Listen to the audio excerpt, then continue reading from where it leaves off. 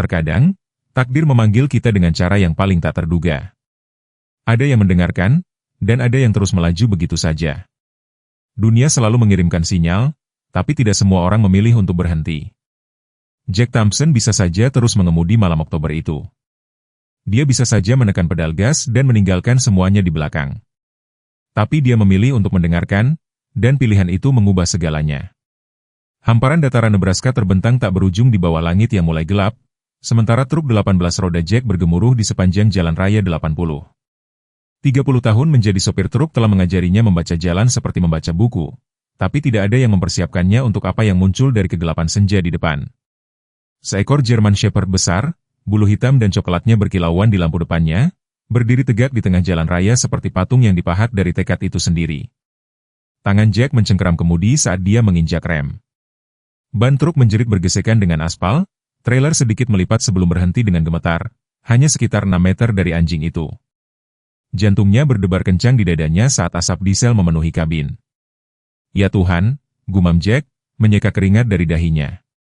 Dalam 3 dekade mengemudi, dia belum pernah melihat yang seperti ini. Anjing itu tidak bergerak, bahkan tidak bergeming. Ia hanya berdiri di sana, mata coklatnya menatapnya dengan intensitas yang membuatnya merinding. Jack Thompson berumur 52 tahun, seorang pria yang dibentuk dari tanah Nebraska yang keras yang mengelilinginya. Wajahnya yang berkerut menanggung garis-garis dari terlalu banyak jalan sepi dan terlalu banyak malam tanpa tidur. Surat-surat perceraian di kotak sarung tangannya sudah berumur 5 tahun sekarang, tapi rasa sakitnya masih terasa segar. Linda pernah berkata dia lebih mencintai truknya daripada keluarganya. Mungkin dia benar. Setelah kehilangan putra mereka, Tommy, karena bom rakitan di Irak, Jack merasa lebih mudah mencintai hal-hal yang tidak bisa meninggalkannya. Radio CB-nya berderak dengan suara pengemudi lain, tapi Jack hampir tidak mendengarnya. Dia sedang menatap anjing itu, dan anjing itu menatap balik. Ini bukan anjing liar yang tersesat yang berkeliaran di jalan raya. Hewan ini memiliki tujuan, kecerdasan membara di mata gelap itu. Telinga German Shepherd itu berdiri tegak, waspada, dan dadanya yang kekar naik dan turun dengan napas yang terkendali. Sebuah bekas luka membentang di kaki depan kirinya, dan Jack memperhatikan bagaimana anjing itu sedikit menahan berat badannya pada kaki itu.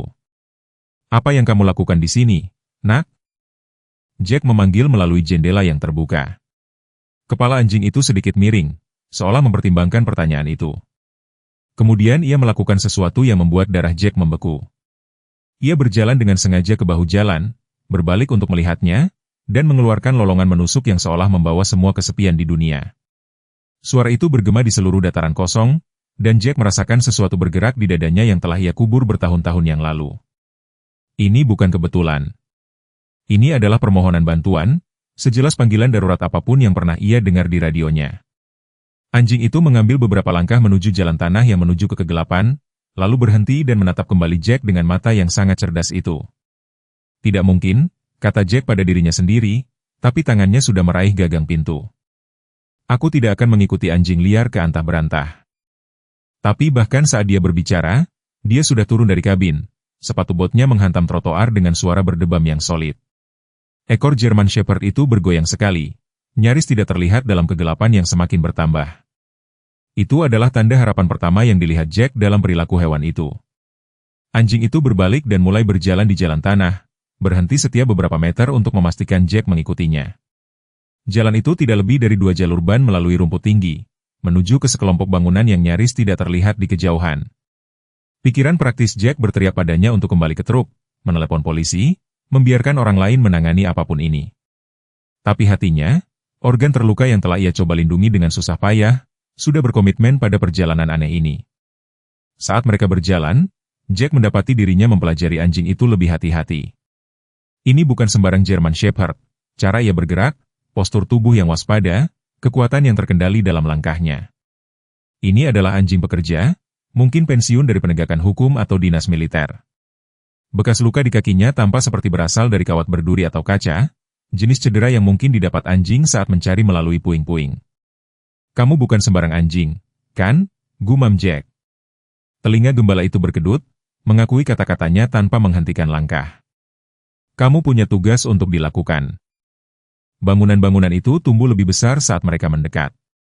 Jack bisa melihat sebuah rumah pertanian, sebuah lumbung, dan beberapa bangunan luar, semuanya menunjukkan tanda-tanda pengabaian. Cat mengelupas dari dinding luar, dan beranda depan sedikit melengkung. Sebuah lampu menyala di salah satu jendela, memancarkan cahaya kuning di halaman yang ditumbuhi rumput liar. Anjing itu tiba-tiba mempercepat langkahnya, dan Jack harus berlari untuk mengimbanginya. Ada sesuatu yang salah di sini. Dia bisa merasakannya di udara, tebal dan menindas, seperti saat-saat sebelum badai petir. Gembala itu melompat naik tangga depan dan mulai menggaruk pintu, merengek dengan urgensi yang meningkat. "Tenang, nak," kata Jack, tapi kecemasannya sendiri meningkat. Dia mengetuk pintu, memanggil, "Halo, ada orang di rumah? Anjingmu membawaku ke sini." Tidak ada jawaban. Rengekan anjing itu semakin panik, dan ia mulai mencakar pintu dengan kedua kaki depannya. Jack mencoba gagang pintu, tidak terkunci. Pintu terbuka, memperlihatkan ruang tamu yang remang-remang yang berbau kopi dan tembakau tua. "Halo?" Jack memanggil lagi, melangkah masuk. German Shepherd itu bergegas melewatinya, langsung menuju ke lorong yang menuju ke belakang rumah. Jack mengikutinya, sepatu bot kerjanya bergema di lantai kayu keras. Mereka menemukannya di dapur. Seorang pria tua tergeletak meringkuk di lantai linoleum, satu tangan terulur ke arah kursi yang terbalik. Wajahnya pucat, napasnya dangkal dan berat. Botol-botol pil berserakan di sekelilingnya, beberapa kosong, yang lain tumpah di lantai. Pelatihan militer Jack segera bekerja. Dia berlutut di samping pria itu, memeriksa denyut nadinya. "Tuan, bisakah Anda mendengar saya?" Jari-jari Jack menemukan detak jantung yang lemah tapi stabil. Mata pria itu sedikit terbuka, tidak fokus dan berkaca-kaca. "Aku akan membantumu, oke? Tetaplah bersamaku." German Shepherd itu telah memposisikan dirinya di sisi lain pria itu, kepalanya yang besar bersandar lembut di dadanya. Mata anjing itu dipenuhi dengan kesedihan yang begitu mendalam sehingga membuat tenggorokan Jack tercekat. Ini bukan sembarang orang tua. Ini adalah keluarga anjing itu, seluruh dunianya. Jack mulai mengumpulkan botol-botol pil, membaca label-labelnya, pil tidur, obat penghilang rasa sakit, antidepresan. Gambaran itu menjadi jelas dengan kepastian yang mengerikan. Ini bukan kecelakaan. Ini adalah pria yang telah memutuskan bahwa ia sudah cukup hidup, dan anjingnya telah pergi mencari bantuan. "Siapa namamu?" Jack bertanya, meskipun dia tidak yakin pria itu bisa mendengarnya. Dia mulai memeriksa saku pria itu untuk mencari identifikasi, menemukan dompet dengan surat izin mengemudi, Earl Washington, umur 73 tahun, alamat ini. Foto itu menunjukkan seorang pria dengan mata yang baik dan senyum yang tulus, tidak seperti sosok yang hancur di depannya sekarang. Mata Earl sedikit fokus, dan bibirnya bergerak. Jack mendekat untuk mendengar kata-kata yang berbisik, "Biarkan aku pergi." "Aku tidak bisa melakukan itu," kata Jack dengan tegas. "Anjingmu di sini tidak berpikir itu ide yang baik, dan aku cenderung setuju dengannya." Dia mengeluarkan ponselnya, tapi tidak ada sinyal. Tentu saja tidak. Mereka berada di antah berantah. Anjing itu merengek pelan, dan Jack menatap matanya. Ada sesuatu di sana, komunikasi yang melampaui kata-kata. Hewan itu memohon padanya untuk menyelamatkan tuannya, untuk tidak membiarkan orang baik ini menghilang ke dalam kegelapan.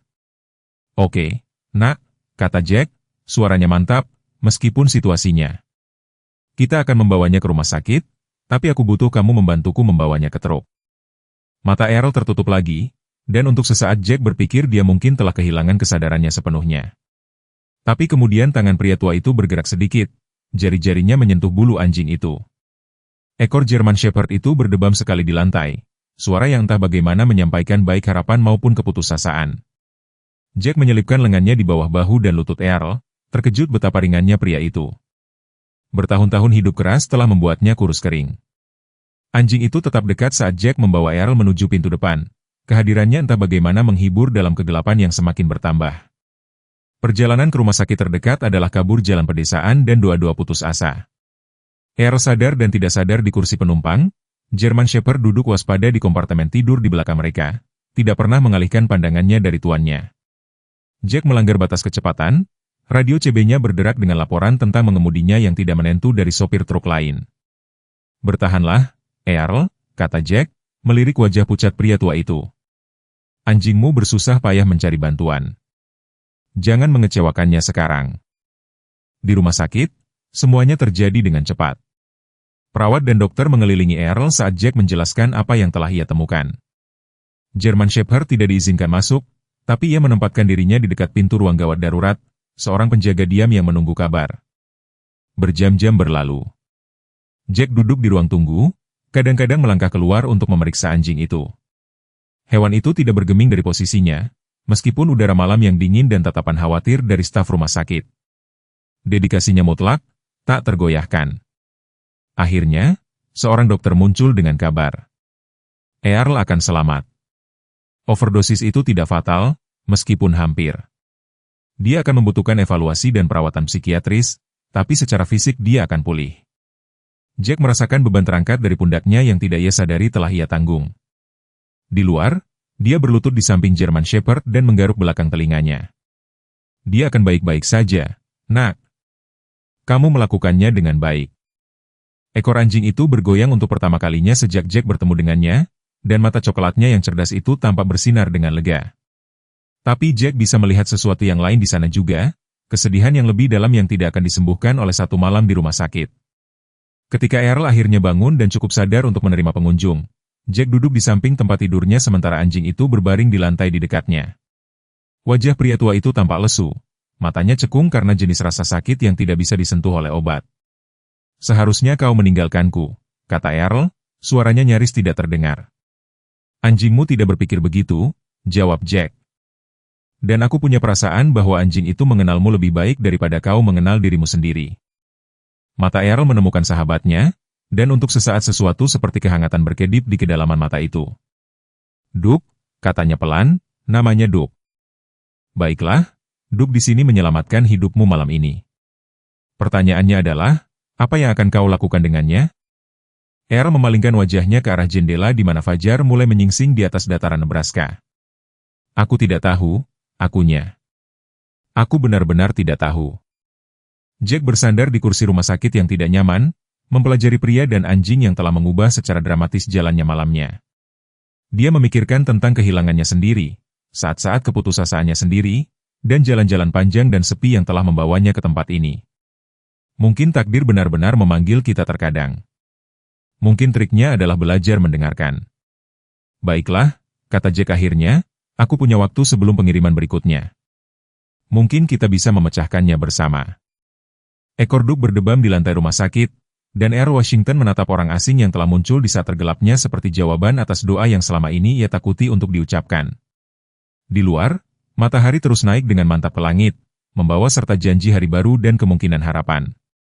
Tinggalkan suka dan bagikan pemikiranmu di komentar, bersama dengan kota tempatmu menonton sekarang. Mari kita lanjutkan dengan ceritanya. 3 hari kemudian, Jack mendapati dirinya mengantar Earl dan Duke kembali ke rumah pertanian. Keheningan di kabin terasa berat dengan pertanyaan yang tak terucapkan. Earl menatap keluar jendela penumpang ke lanskap yang familiar, tangannya sedikit gemetar saat mereka berbelok ke jalan tanah. Duke duduk di antara mereka, kehadirannya, jembatan yang menghibur antara dua pria yang masih belajar untuk saling mempercayai. Tempat ini tampak berbeda entah bagaimana, gumam Earl saat mereka berhenti di depan rumah. Seperti aku melihatnya melalui mata orang lain. Jack membantu Earl keluar dari truk, memperhatikan bagaimana kaki pria tua itu gemetar dengan setiap langkah. Rumah sakit telah menstabilkan tubuhnya, tetapi jiwanya tetap rapuh. Duke melompat ke depan, mengendus-endus di sekitar halaman seolah memeriksa bahwa semuanya masih di tempatnya, masih aman. Di dalam, dapur telah dibersihkan oleh pekerja sosial rumah sakit, botol-botol pil disingkirkan, bukti keputusasaan Earl dihapus. Tetapi kekosongan tetap ada, tergantung di udara seperti kabut yang tidak akan terangkat. Earl merosot ke kursi malasnya, tiba-tiba tampak seperti orang yang berumur 73 tahun. Martha dulu duduk di sana, kata Earl, mengangguk ke arah sofa tempat Duke meringkuk. Setiap malam setelah makan malam, dia akan mengerjakan teka-teki silangnya. Sementara aku menonton berita, Duke akan berbaring tepat di sana di antara kami, seperti yang dia lakukan sekarang. Jack duduk di kursi dapur, mempelajari foto-foto yang berjajar di rak-rapian. Earl muda dalam seragam pemadam kebakaran, seorang wanita cantik dengan mata yang baik, yang pasti Martha, dan seorang wanita muda yang tampak seperti kombinasi dari kedua orang tua. Putrimu? Tanya Jack. Wajah Earl hancur. Sarah? Dia bekerja di Menara Utara pada tanggal 11 September. Tidak pernah berhasil keluar, suaranya pecah. Duke adalah anjingnya pada awalnya. Dia juga seorang responden pertama, EMT. Duke dilatih untuk mencari dan menyelamatkan. Setelah itu terjadi, dia datang untuk tinggal bersama kami. Dia adalah semua yang aku miliki darinya. Potongan-potongan itu mulai jatuh pada tempatnya untuk Jack. Anjing yang profesional, membawa bekas luka di kakinya, cara dia tahu persis bagaimana mencari bantuan. Duke telah dilatih untuk menyelamatkan nyawa, dan naluri itulah yang mendorongnya ke jalan raya malam itu. Itu sebabnya kamu ingin, Jack tidak bisa menyelesaikan kalimat itu. Tidak tahan menjadi satu-satunya yang tersisa, bisik Earl. Martha, lalu Sarah, aku pikir Duke akan lebih baik tanpa aku juga. Duke bangkit dari sofa dan menepuk-nepuk Earl, meletakkan kepalanya yang besar di pangkuan pria tua itu. Tangan Earl yang kasar membelai bulu anjing itu, dan untuk pertama kalinya sejak Jack bertemu dengannya, pria tua itu tersenyum. Jack telah merencanakan untuk tinggal hanya 1 malam, paling banyak 2 malam. Tetapi sesuatu tentang keputusasaan yang tenang di mata Earl dan kewaspadaan Duke yang tak tergoyahkan membuatnya terpaku di rumah pertanian kecil itu. Seminggu berlalu, lalu 2 minggu, dan masih Jack menemukan alasan untuk menunda pengiriman berikutnya.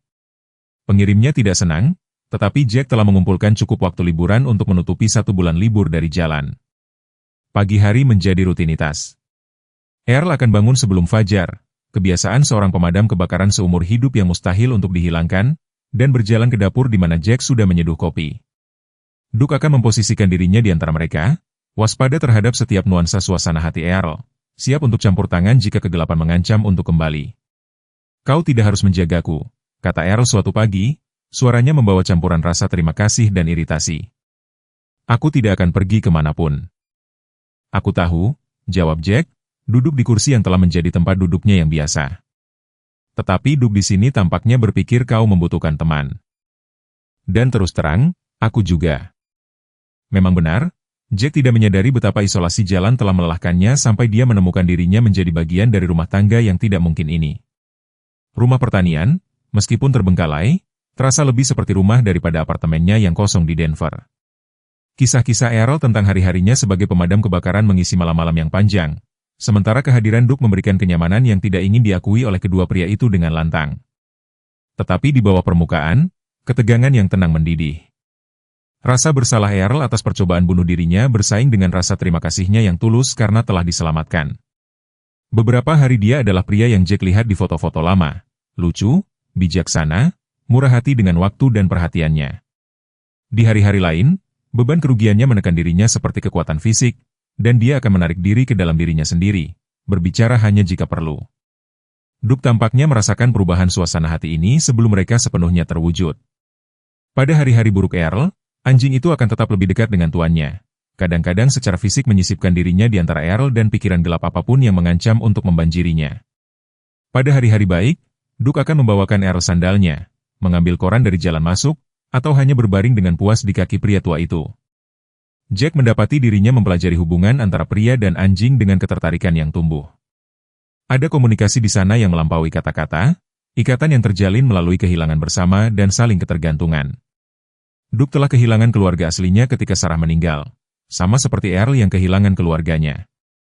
Mereka berdua adalah penyintas yang berpegangan satu sama lain setelah tragedi. 3 minggu setelah kedatangannya, Jack berada di lumbung memperbaiki garpu jerami yang rusak ketika dia mendengar Duke menggonggong panik dari rumah. Suara itu mengirimkan hawa dingin melalui nadinya. Itu adalah gonggongan putus asa yang sama yang dia dengar malam pertama di jalan raya. Jack menjatuhkan alat-alatnya dan berlari. Dia menemukan Earl di kamar mandi, duduk di tepi bak mandi dengan kepala di tangannya. Duke mondar-mandir dengan cemas di depannya, merengek pelan. Earl mendongak ketika Jack menerobos masuk, wajahnya basah oleh air mata. Aku menemukannya, kata Earl, suaranya hampa, pil Martha, yang terlewat oleh rumah sakit. Hati Jack tenggelam saat dia melihat botol kecil yang digenggam di tangan Earl yang gemetar. Earl, jangan. Kita sudah terlalu jauh untuk ini, kan? Suara Earl pahit. Aku bangun setiap pagi, dan untuk sesaat aku lupa. Aku pikir Martha ada di dapur membuat sarapan atau Sarah akan menelepon dan mengeluh tentang pacar terbarunya. Dan kemudian aku ingat, dan rasanya seperti kehilangan mereka semua lagi. Duke bergerak mendekat, menekan tubuhnya ke kaki Earl. Tangan bebas pria tua itu secara otomatis pergi ke kepala anjing itu, membelai bulu yang familiar. Bahkan Duke, Earl melanjutkan, suaranya pecah, lihat dia. Dia semakin tua, Jack. Apa yang terjadi ketika dia juga pergi? Apa yang terjadi ketika aku benar-benar sendirian? Jack berlutut di depan Earl, tangannya lembut tetapi tegas, saat dia meraih botol pil. Kau tidak sendirian sekarang. Dan Duke tidak akan pergi kemanapun dalam waktu dekat. Lihat dia. Dia kuat, sehat. Dia punya bertahun-tahun lagi dalam dirinya. Tetapi bahkan saat Jack mengucapkan kata-kata itu, dia memperhatikan sesuatu yang membuat perutnya menegang. Napas Duke tampak sedikit berat, dan ada getaran halus di kaki belakangnya yang belum pernah ada sebelumnya. Anjing itu memang semakin tua, dan dengan bertambahnya usia datanglah penurunan tak terhindarkan yang ditakuti Earl. Berikan pilnya padaku, Earl, kata Jack pelan. Mari kita duduk di ruang tamu dan membicarakan ini. Genggaman Earl pada botol mengencang. Kenapa? Supaya kau bisa mengawasiku setiap detik selama sisa hidupku. Supaya kau bisa memastikan aku tidak mengalami kelemahan lagi? Tidak, kata Jack, suaranya mantap, meskipun emosi bergejolak di dalam dirinya. Supaya kita bisa mencari tahu bagaimana membuat hidup layak dijalani lagi. Mereka bertiga duduk di ruang tamu selama berjam-jam, berbicara dengan cara yang belum pernah mereka lakukan sebelumnya. Earl berbicara tentang Martha, tentang pernikahan mereka selama 60 tahun, tentang impian yang mereka bagi dan masa depan yang mereka rencanakan. Dia berbicara tentang Sarah, tentang dedikasinya untuk membantu orang lain, tentang kebanggaan yang dia rasakan melihatnya menjadi responden pertama. Dia menyelamatkan 17 orang dalam karirnya, kata Earl, suaranya dipenuhi dengan keajaiban. Keluarga-keluarga mendapatkan kembali orang yang mereka cintai karena dia. Dan Duke, di sini. Dia menyelamatkan 12 orang di reruntuhan setelah menara itu runtuh. 12 jiwa yang mungkin telah meninggal jika bukan karena hidungnya dan tekadnya. Jack merasakan hawa dingin menjalar di punggungnya.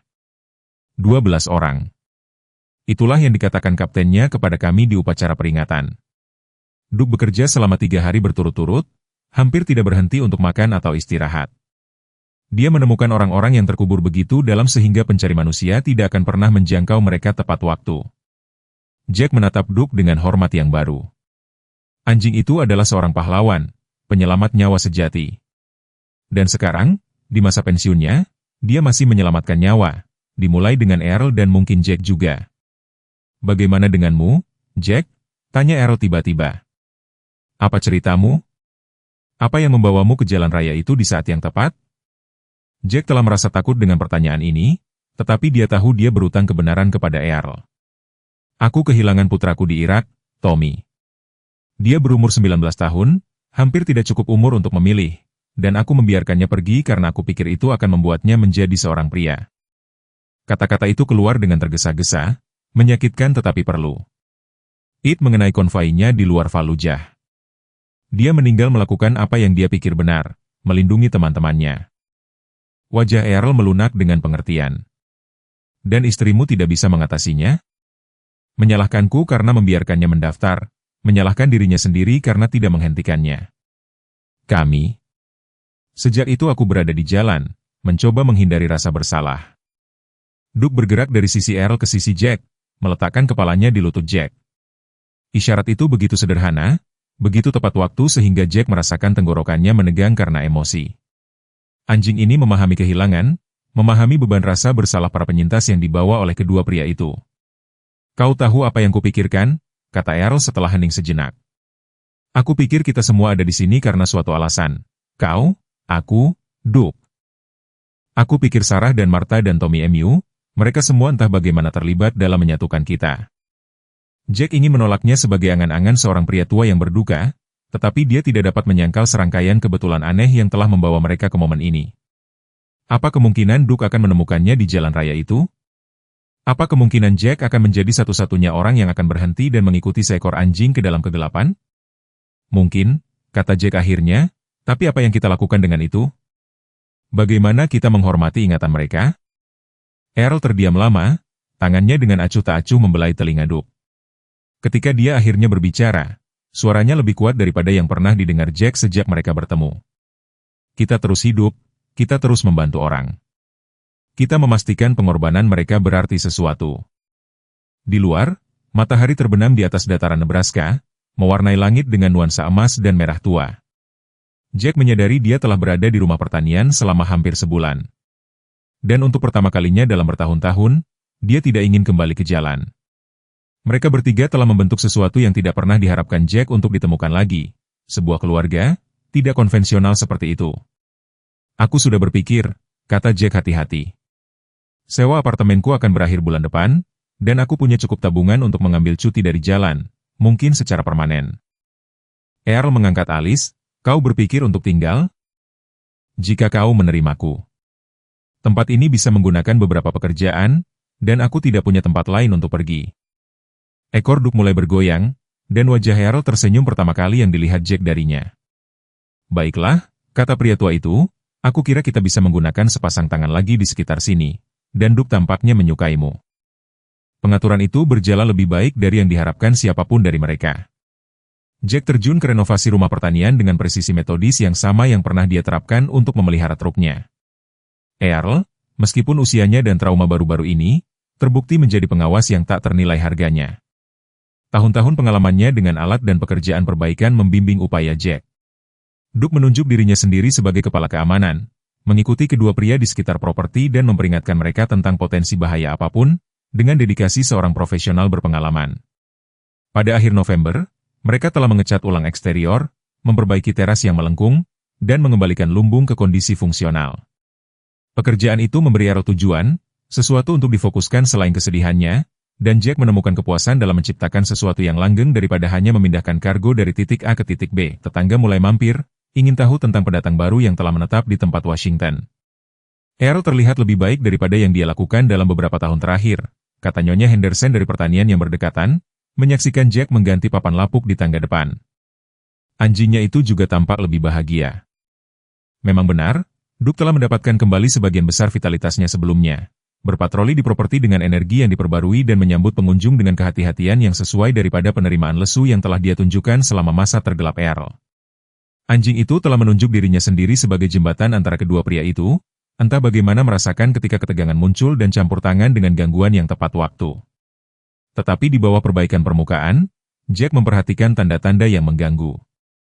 Earl kadang-kadang melupakan hal-hal sederhana, di mana dia meletakkan cangkir kopinya, hari apa dalam seminggu, nama tetangga yang sudah dia kenal selama beberapa dekade.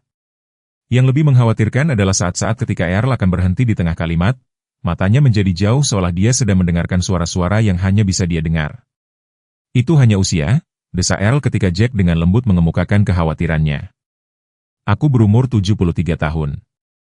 Aku berhak sedikit pelupa. Jack ingin percaya itu sesederhana itu, tetapi instingnya mengatakan sebaliknya. Dia telah melihat ayahnya sendiri berjuang dengan demensia stadium awal, cara tugas-tugas sederhana menjadi tantangan monumental, frustrasi yang datang dengan pikiran yang tidak lagi mematuhi perintah pemiliknya. Memikirkan Earl menghadapi pertarungan itu sendirian, bahkan dengan dukungan Jack, memenuhi dirinya dengan perasaan cemas yang sudah dikenalnya. Duke seolah merasakan perubahan itu juga. Anjing itu mulai berada lebih dekat dengan Earl, kadang-kadang menyenggolnya ketika dia tampak bingung atau linglung.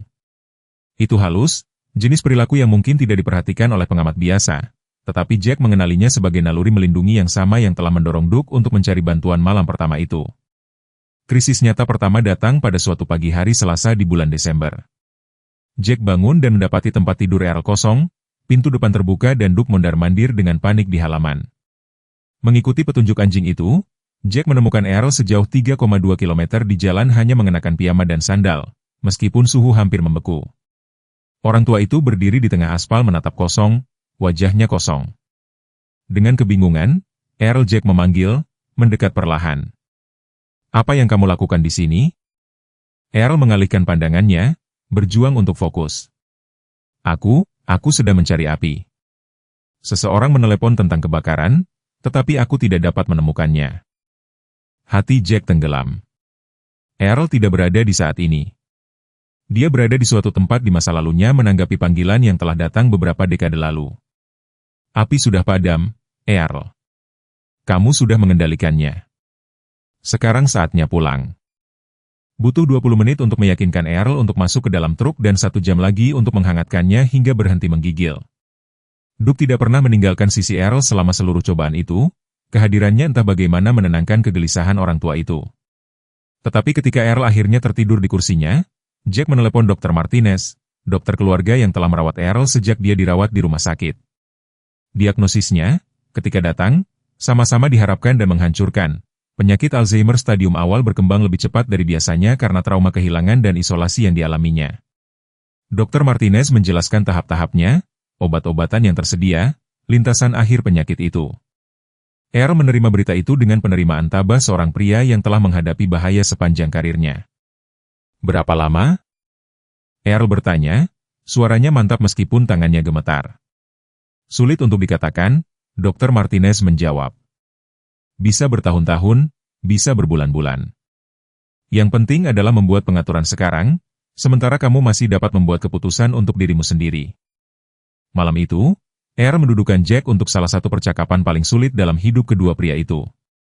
Aku perlu kamu menjanjikan sesuatu padaku, kata Earl, matanya jernih dan bertekad.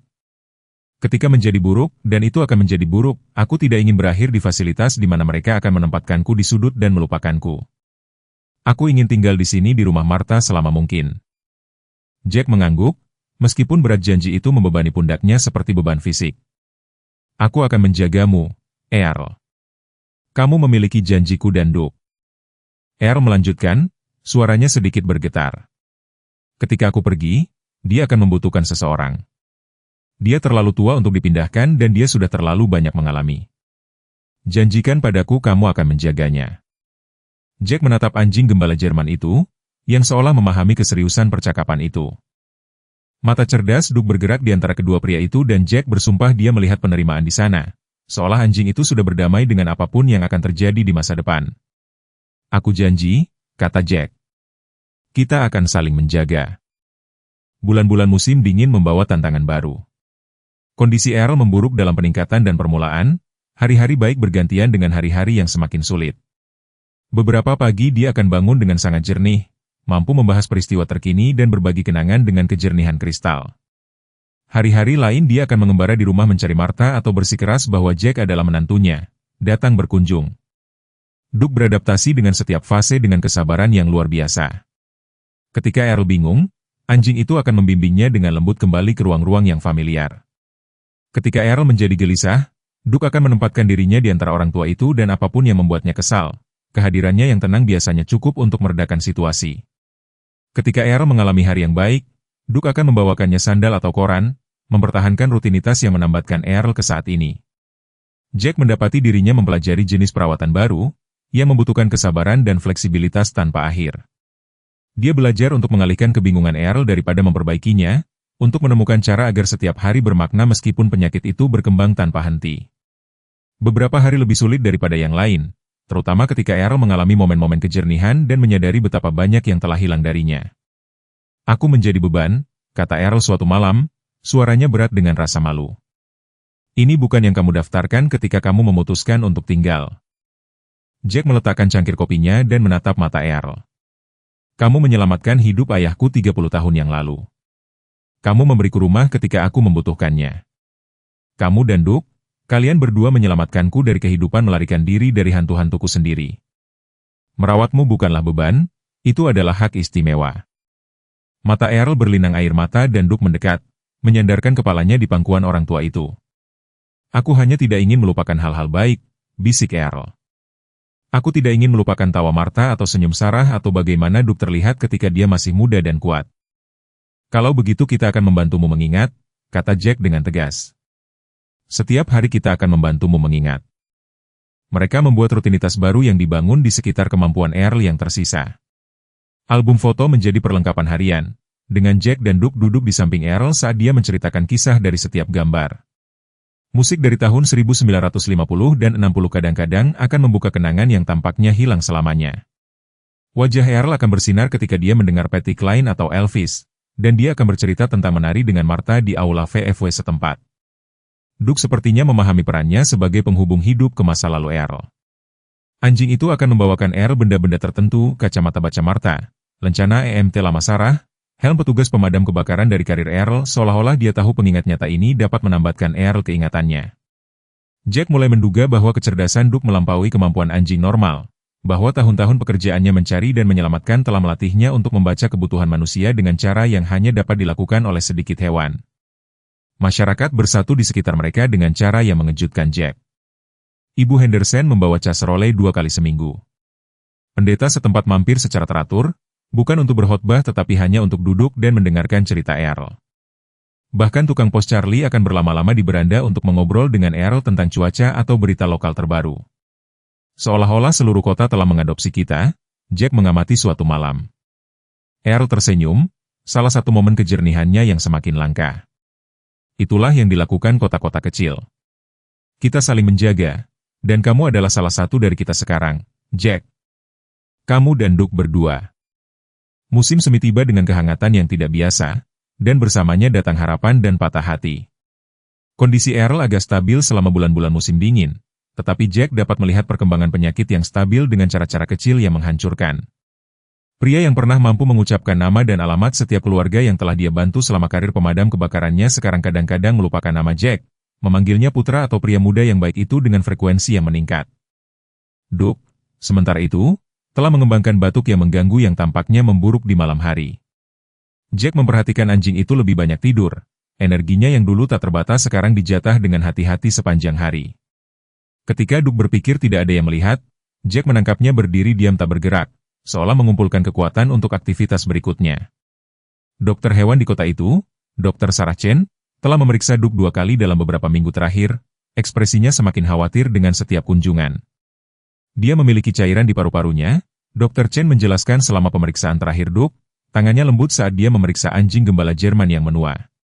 Pada usianya, dengan riwayat paparan pernapasan dari pekerjaan mencari dan menyelamatkan, itu tidak jarang. Kita dapat mengelolanya dengan obat-obatan, tetapi dia tidak perlu menyelesaikan kalimatnya. Jack mengerti Duke sedang sekarat perlahan tetapi tak terhindarkan, dan tidak ada yang bisa mereka lakukan untuk menghentikannya. Ironinya tidak hilang padanya. Anjing yang telah menyelamatkan begitu banyak nyawa, yang telah menarik Earl kembali dari ambang bunuh diri, sekarang menghadapi kematiannya sendiri dengan martabat tenang yang sama yang telah dia tunjukkan sepanjang hidupnya yang luar biasa. Jack membuat keputusan untuk tidak memberitahu Earl tentang kondisi Duke, setidaknya belum. Orang tua itu sudah cukup menanggung, tanpa menambahkan kehilangan yang akan datang dari teman kesayangannya.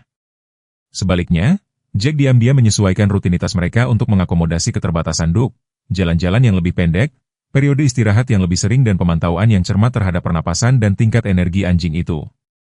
Tetapi Duke, dengan kecerdasan yang telah menjadikannya anjing pencari dan penyelamat yang begitu efektif, tampaknya memahami situasinya dengan sempurna. Alih-alih menarik diri atau menjadi depresi, dia menggandakan peran yang ditunjuk sendiri sebagai penjaga dan teman Earl. Anjing itu mulai menghabiskan lebih banyak waktu dengan menempel di sisi Earl, seolah-olah kehadiran fisiknya entah bagaimana dapat mentransfer kekuatan kepada orang tua yang gagal itu. Suatu sore di awal bulan Mei, Jack kembali dari perjalanan pasokan dan menemukan Earl duduk di halaman belakang. Duke tergeletak di pangkuannya. Meskipun ukuran anjing itu cukup besar, Earl bernyanyi pelan sebuah himne lama yang dicintai Martha. Tangannya yang lapuk membelai bulu Duke dengan kelembutan tak terbatas. Sudah berapa lama dia seperti ini? Tanya Jack, duduk di kursi halaman di samping mereka. Sekitar 1 jam, jawab Earl, suaranya sangat jernih. Dia baru saja datang dan naik ke sini seperti dia anak anjing lagi. Aku pikir dia mencoba mengatakan sesuatu kepadaku. Jack mempelajari wajah Duke, memperhatikan ekspresi damai, cara napasnya telah menetap ke pola ritmis yang dalam. Mata anjing itu terbuka tetapi jauh, seolah-olah dia melihat sesuatu di luar dunia fisik di sekitar mereka. Menurutmu apa yang ingin dia katakan? Earl terdiam lama, jari-jarinya menelusuri pola-pola familiar pada mantel Duke. Aku pikir dia mengucapkan selamat tinggal. Kata-kata itu menghantam Jack seperti pukulan fisik. Dia ingin menyangkalnya, untuk bersikeras bahwa Duke memiliki tahun-tahun tersisa, tetapi buktinya tak terbantahkan. Kondisi anjing itu telah memburuk secara signifikan selama seminggu terakhir. Nafsu makannya hampir hilang, mobilitasnya semakin terbatas. Yang lebih memberitahu adalah cara Duke tampaknya melakukan putaran, mengunjungi tempat-tempat tertentu di sekitar properti dengan ketelitian metodis seseorang yang melakukan inspeksi akhir. Earl? Jack mulai, lalu berhenti. Bagaimana kamu memberitahu seorang pria dengan Alzheimer bahwa sahabatnya sedang sekarat? Bagaimana kamu menambahkan beban itu kepada seseorang yang sudah berjuang untuk mempertahankan fragmen identitasnya sendiri? Tetapi momen-momen jernih Earl, meskipun semakin langka, sering ditandai dengan kejernihan yang mengejutkan. Aku tahu, Jack. Aku bisa melihatnya di matanya. Dia lelah dan dia terluka, dan dia siap untuk pergi. Mereka duduk dalam diam saat matahari sore melukis halaman dalam nuansa emas dan hijau. Napas Duke secara bertahap melambat dan Jack mendapati dirinya menahan napas, menunggu setiap naik turun dada anjing itu. Ini adalah bagaimana itu akan berakhir, bukan dengan drama atau krisis, tetapi dengan martabat tenang di pelukan pria yang paling mencintainya. Haruskah kita menelepon Dr. Chen? Tanya Jack pelan. Earl menggelengkan kepalanya. Belum. Biarkan dia memilih waktunya sendiri. Dia pantas mendapatkan itu. Saat malam tiba, Duke menggerakkan dirinya cukup untuk pindah dari pangkuan Earl ke rumput di samping kursinya. Gerakan anjing itu kaku dan berat, tetapi matanya tetap waspada, fokus pada sesuatu yang tidak bisa dilihat Jack. Duke berjalan perlahan ke tepi halaman, menuju garis pagar tempat Martha dulu menyimpan taman bunganya. Sekarang ditumbuhi tanaman tetapi masih indah dalam keadaan liarnya.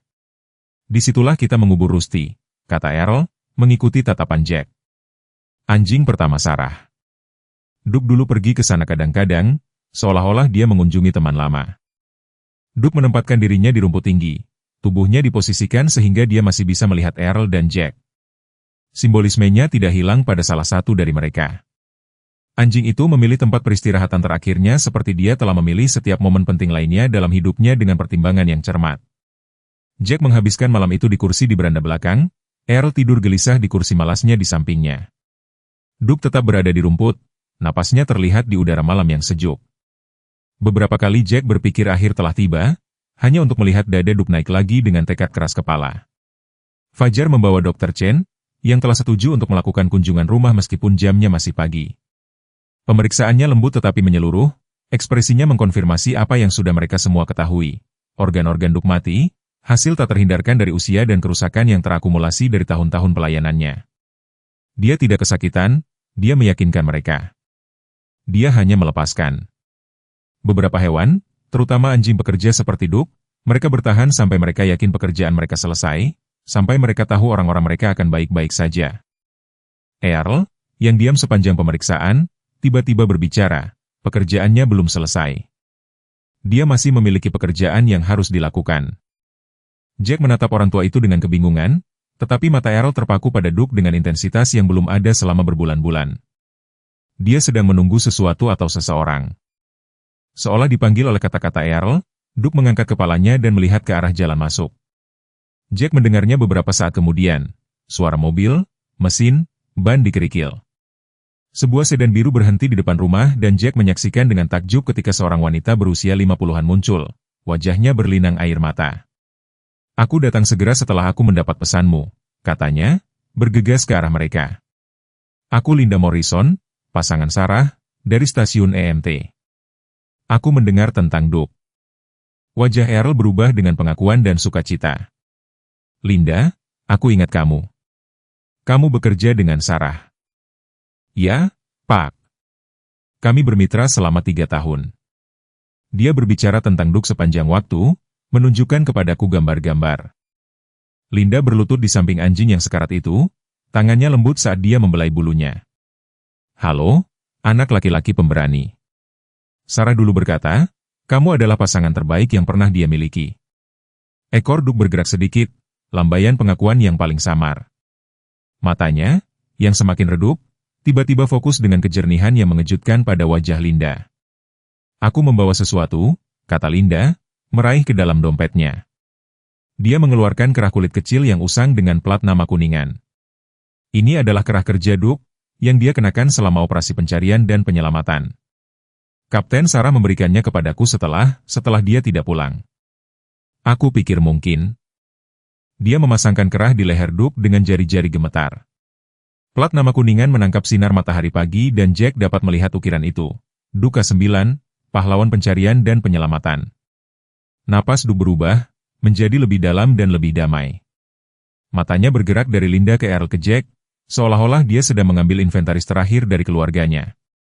Kemudian, dengan desahan lembut yang tampaknya membawa semua cinta dan kesetiaan dari hidupnya yang luar biasa, Duke menutup matanya untuk terakhir kalinya. Keheningan yang menyusul sangat dalam, hanya dipecah oleh suara tangisan pelan Linda dan doa bisikan Earl. Jack merasakan air mata mengalir di wajahnya sendiri saat dia menyadari bahwa Duke memang telah menunggu. Menunggu hubungan terakhir ini dengan Sarah, pengakuan atas pelayanannya ini, pengakuan formal atas pekerjaan yang dilakukan dengan baik. Hari-hari setelah kematian Duke berlalu dalam kabut kesedihan dan pengaturan praktis. Jack mendapati dirinya bergerak melalui gerakan kehidupan sehari-hari sambil merasa seolah-olah bagian mendasar dari dunianya telah terkoyak. Reaksi Earl bahkan lebih menghancurkan untuk disaksikan. Orang tua itu tampaknya bertambah tua dalam hitungan hari. Cengkeramannya yang sudah rapuh pada kenyataan menjadi semakin lemah tanpa kehadiran Duke yang menenangkan. Di mana Duke? Earl akan bertanya setiap pagi. Suaranya dipenuhi kebingungan dan kepanikan yang meningkat.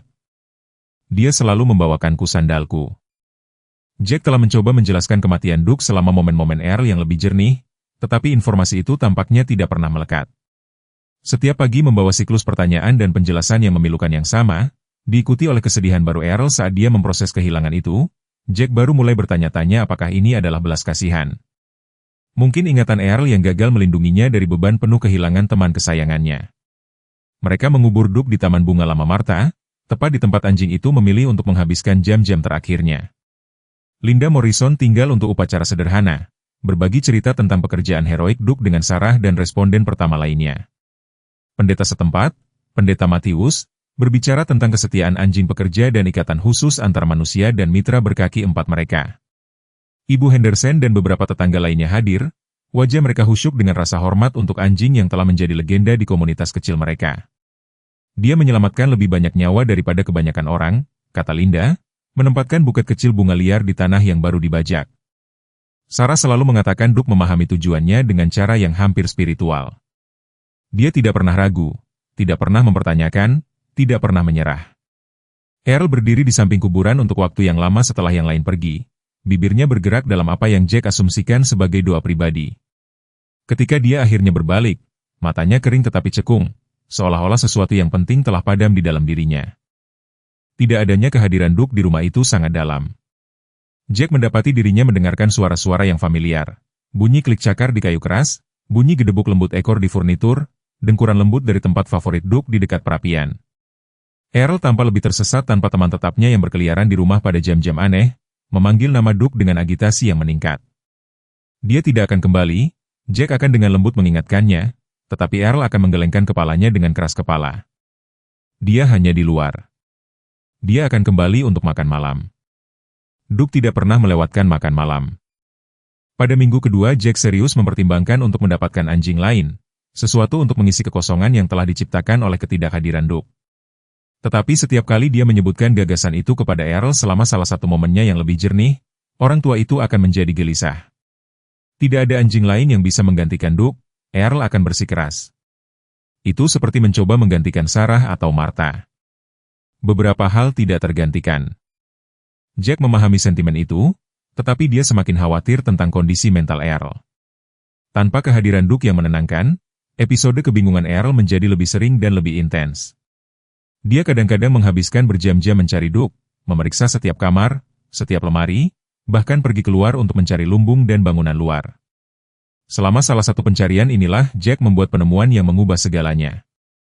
Dia menemukan Earl di ruang bawah tanah, bagian dari rumah yang jarang mereka kunjungi, berdiri di depan peti kayu tua yang telah didorong ke dinding paling ujung. Earl memegang sesuatu di tangannya, wajahnya berlinang air mata.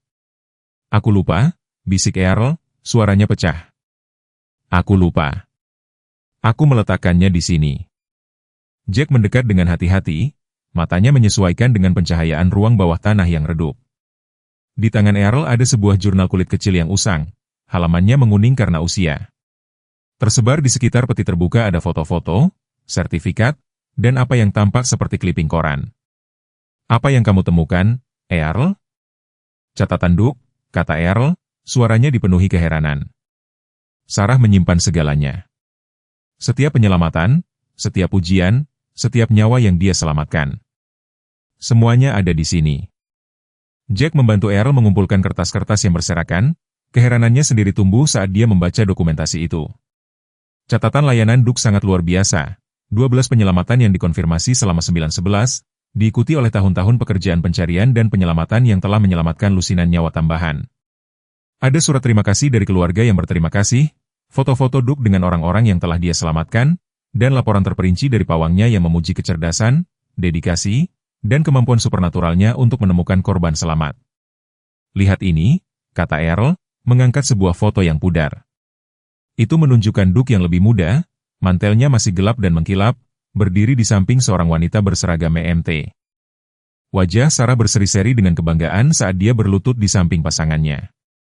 Dia menulis di belakang. Jack mengambil foto itu dan membaca tulisan itu dengan tulisan tangan Sarah yang cermat.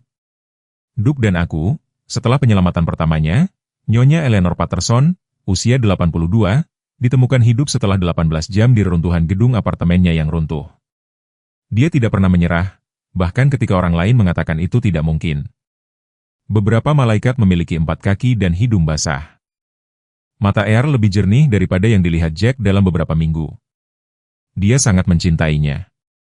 Setelah menara jatuh, setelah kita kehilangan dia, Duke adalah satu-satunya hubungan yang kita miliki dengan Sarah. Dia membawa semangatnya bersamanya. Mereka menghabiskan sisa sore hari, menelusuri catatan Duke, ingatan Earl tampaknya menajam dengan setiap cerita, setiap foto. Jack menyadari bahwa kematian Duke telah membuka sesuatu dalam pikiran Earl, bukan hanya kesedihan, tetapi sumur ingatan yang dalam yang telah terkubur di bawah penyakit dan depresinya. Aku perlu memberitahu orang-orang tentang ini, kata Earl tiba-tiba, suaranya lebih kuat daripada yang didengar Jack dalam beberapa bulan.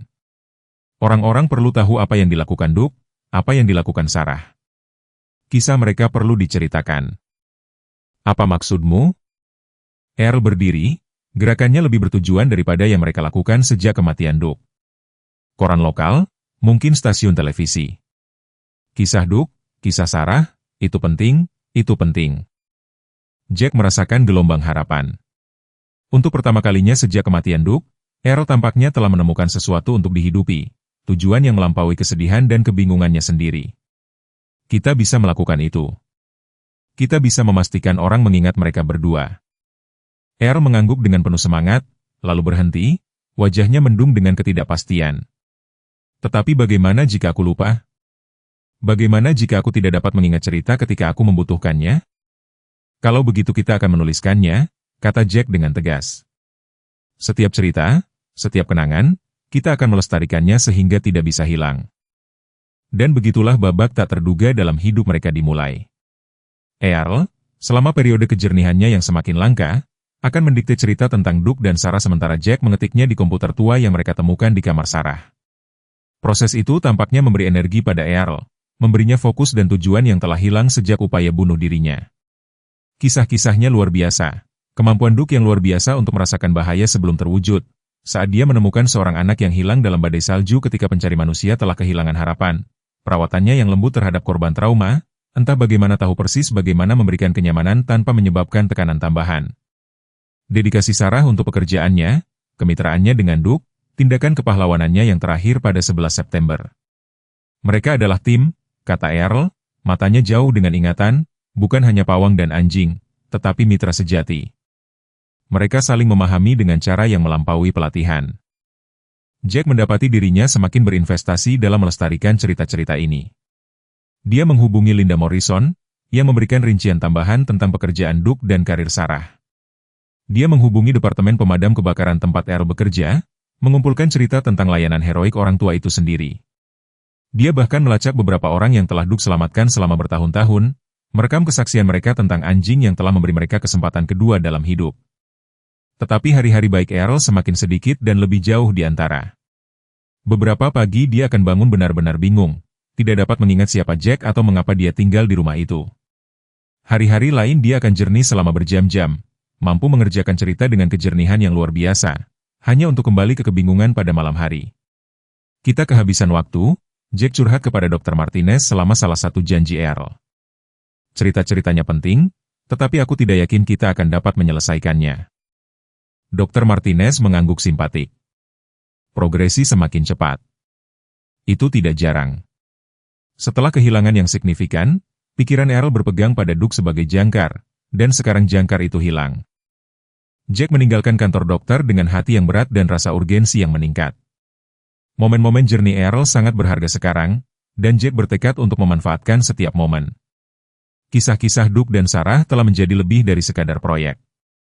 Mereka adalah warisan, cara untuk memastikan bahwa kepahlawanan mereka tidak akan dilupakan. Malam itu, saat Earl tertidur di kursinya, Jack duduk di komputer dan terus mengetik cerita-cerita yang telah mereka rekam. Di luar, matahari terbenam di atas dataran Nebraska, melukis langit dalam nuansa emas dan merah. Di suatu tempat di kejauhan, seekor anjing menggonggong dan Jack merasakan tenggorokannya menegang karena emosi. Duke sudah pergi, tetapi kisahnya terus hidup, dan selama Jack memiliki napas di tubuhnya, dia akan memastikan bahwa kisah itu diceritakan. 2 minggu setelah mereka mulai mendokumentasikan cerita-cerita Duke, Jack bangun dan mendapati kamar tidur Earl kosong dan pintu depan terbuka lebar. Gelombang panik yang familiar melesat melewatinya saat dia memanggil nama Earl, tidak menerima jawaban. Ini telah terjadi sebelumnya, tetapi ada sesuatu yang terasa berbeda kali ini, lebih mendesak, lebih final. Jack menemukan Earl 3 mil dari jalan kabupaten, terduduk di tengah aspal, hanya mengenakan piyama dan sandal rumah. Pria tua itu menatap sesuatu, hanya dia yang bisa melihat bibirnya bergerak seperti sedang berbicara dengan teman-teman yang tak terlihat. Ketika Jack mendekat, Earl mendongak dengan mata yang tidak menunjukkan pengenalan. Apinya terlalu besar, kata Earl dengan suara yang penuh kepedulian profesional. Kita butuh lebih banyak orang. Di mana kruku? Tidak ada api, kata Jack lembut, berlutut di sampingnya di atas trotoar yang dingin. Kamu tidak di stasiun lagi, kamu sudah pensiun, ingat? Ekspresi Earl berubah menjadi bingung, lalu takut. Siapa kamu? Di mana Duke? Duke selalu ikut denganku saat panggilan. Kata-kata itu menghantam Jack seperti pukulan fisik. Earl telah mundur melampaui pengalaman bersama mereka baru-baru ini, melampaui kematian Duke, bahkan melampaui kehadiran Jack dalam hidupnya. Penyakit itu merenggut lebih banyak wilayah, menghapus kemajuan berbulan-bulan dalam satu pagi. Membawa Earl kembali ke rumah membutuhkan bantuan Nyonya Henderson dan suaminya, yang telah melihat pencarian panik Jack dari jendela dapur mereka. Earl menjadi semakin gelisah ketika mereka mencoba membimbingnya pulang, bersikeras bahwa dia harus melapor ke kantor pemadam kebakaran untuk shiftnya. 23 tahun mengabdi, Earl terus mengulangi. Tidak pernah absen satu shift pun, tidak pernah kehilangan warga sipil. Dr. Martinez tiba dalam waktu 1 jam setelah panggilan Jack, ekspresinya muram saat dia memeriksa Earl. Pria tua itu telah menarik diri ke dalam dirinya sendiri, menjawab pertanyaan dengan fragmen ingatan dari hari-hari pemadam kebakarannya. Ketika dia menyebut Duke, wajah Earl menjadi kosong. Saya tidak kenal Duke, katanya dengan yakin. Apakah dia orang baru? Mereka tidak memberitahu saya tentang rekrutan baru. Jack merasakan sesuatu hancur di dalam dadanya. Pria yang telah menghabiskan berjam-jam menceritakan kisah tentang anjing kesayangannya, yang telah menemukan tujuan dalam melestarikan warisan Duke, sekarang sama sekali tidak dapat mengingatnya. Seolah-olah beberapa bulan terakhir telah terhapus, hanya menyisakan fragmen dari masa lalu yang jauh lebih tua. Kita perlu membahas penempatan, kata Dr. Martinez pelan, menarik Jack ke samping. Kondisi Earl telah memburuk melampaui apa yang dapat dikelola dengan aman oleh perawatan di rumah. Dia berbahaya bagi dirinya sendiri sekarang. Tidak, kata Jack tegas. Aku berjanji padanya dia bisa tinggal di sini. Aku berjanji dia tidak akan berakhir di fasilitas tertentu. Jack, aku mengerti komitmenmu, tetapi Earl hampir berjalan ke lalu lintas pagi ini. Bagaimana jika kamu tidak menemukannya tepat waktu? Bagaimana jika dia berkeliaran di malam hari dan tersesat di hutan? Jack tahu dia benar, tetapi pikiran untuk melanggar janjinya kepada Earl, bahkan seorang Earl yang mungkin tidak ingat membuatnya berjanji, tidak tertahankan. Beri aku waktu, biarkan aku mencari tahu sesuatu.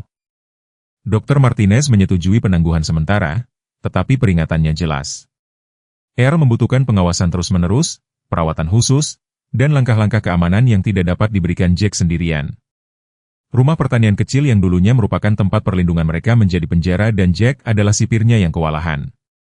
Sore itu, saat Earl tidur dengan gelisah di kursinya, Jack duduk di depan komputer dan mencoba mengerjakan cerita yang telah mereka dokumentasikan. Tetapi kata-kata itu tampak kosong, sekarang tidak berarti tanpa suara Earl untuk menghidupkannya. Bagaimana dia bisa melestarikan ingatan untuk seorang pria yang tidak bisa lagi mengingatnya sendiri? Suara mobil di jalan masuk mengganggu lamunannya. Jack melihat keluar dan melihat sedan biru Linda Morrison berhenti di depan rumah. Dia keluar sambil membawa sebuah kotak kardus besar. Wajahnya dipenuhi tekad. Aku mendengar tentang episode Arrow pagi ini, katanya tanpa basa-basi. Nyonya Henderson meneleponku. Aku membawa sesuatu yang mungkin bisa membantu.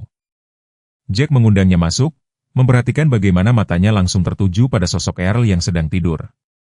Pria tua itu tampak lebih kecil, entah bagaimana berkurang karena penyakitnya dengan cara yang melampaui penuaan fisik. Apa yang ada di dalam kotak itu? Tanya Jack.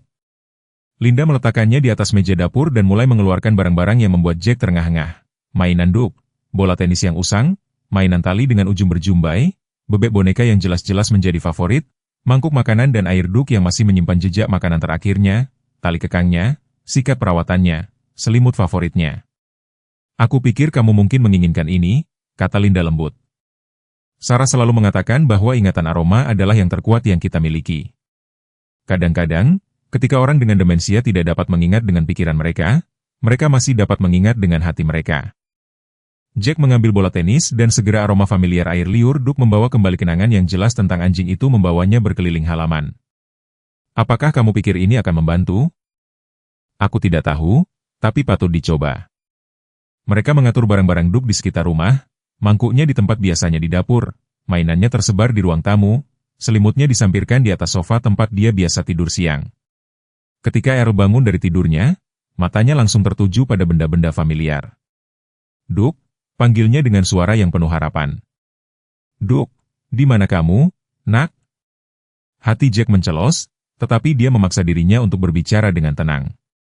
Duk tidak ada di sini sekarang, Earl, tetapi ini adalah barang-barangnya. Apakah kamu ingat Duk? Wajah Earl menunjukkan serangkaian ekspresi, kebingungan, konsentrasi, lalu secercah sesuatu yang mungkin merupakan pengenalan. Duk, ulangnya, kata itu seolah terasa familiar di lidahnya. Anjing besar, gembala Jerman.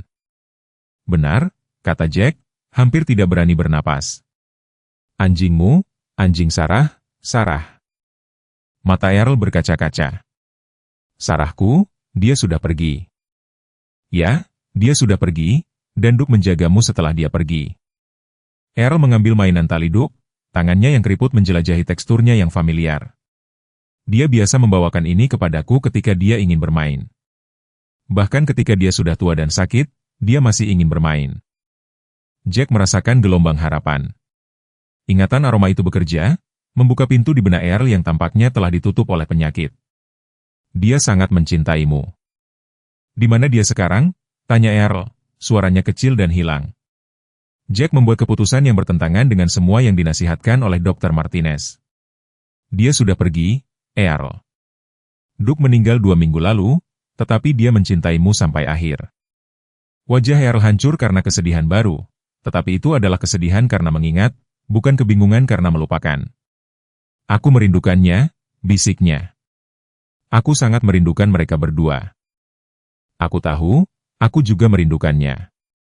Mereka duduk bersama di senja yang semakin larut, Earl menggenggam mainan tali Duk, sementara Jack menceritakan kisah tentang hari-hari terakhir anjing itu. Beberapa kisah diingat Earl, yang lain tampak baru baginya, tetapi dia mendengarkan dengan perhatian terfokus dari seorang pria yang putus asa untuk memegang sesuatu yang berharga. Dia anjing yang baik, kata Earl akhirnya. Anjing terbaik. Ya, dia anjing yang baik, dan Sarah mencintainya. Dia sangat mencintainya. Earl terdiam sejenak, lalu menatap Jack dengan mata yang memancarkan kejernihan yang telah hilang selama berhari-hari. Aku melupakan banyak hal, bukan? Hal-hal penting? Jack mengangguk, tidak dapat berbicara, karena ada benjolan di tenggorokannya. Maukah kamu membantuku mengingat? Maukah kamu menceritakan tentang Duk dan Sarah ketika aku lupa setiap hari? Jack berjanji. Selama kamu membutuhkanku. Earl tersenyum dan untuk sesaat dia tampak seperti pria yang pertama kali ditemui Jack, terluka tetapi tidak patah, berduka tetapi tidak dikalahkan. Bagus, karena kisah mereka penting. Kisah itu perlu diceritakan. Saat malam tiba di atas dataran Nebraska, Jack menyadari bahwa pertempuran belum berakhir. Pikiran Earl mungkin gagal, tetapi hatinya masih mengingat cinta, dan selama hati itu terus berdetak, Jack akan berada di sana untuk membantunya mengingat kisah-kisah yang paling penting. Keesokan paginya membawa tantangan baru, tetapi juga harapan baru. Earl bangun menanyakan Duke, dan ketika Jack dengan lembut mengingatkannya bahwa Duke sudah pergi, kesedihan Earl nyata tetapi tidak menghancurkan. Dia mengambil bola tenis Duke dan berkata, "Dia menyelamatkan orang, bukan?" "Dukeku menyelamatkan orang." "Ya," kata Jack. "Dia menyelamatkan banyak orang, termasuk kamu." Earl mengangguk dengan sungguh-sungguh. "Kalau begitu, kita perlu memastikan orang tahu itu. Kita perlu memberitahu mereka tentang pahlawan yang memiliki 4 kaki dan hati terbesar di dunia." Dan begitulah mereka melanjutkan pekerjaan mereka, satu cerita pada satu waktu, satu ingatan pada satu waktu, berlomba melawan kegelapan yang mengancam akan merenggut mereka semua. Terobosan datang pada suatu pagi hari Selasa di akhir Juni ketika Jack paling tidak mengharapkannya.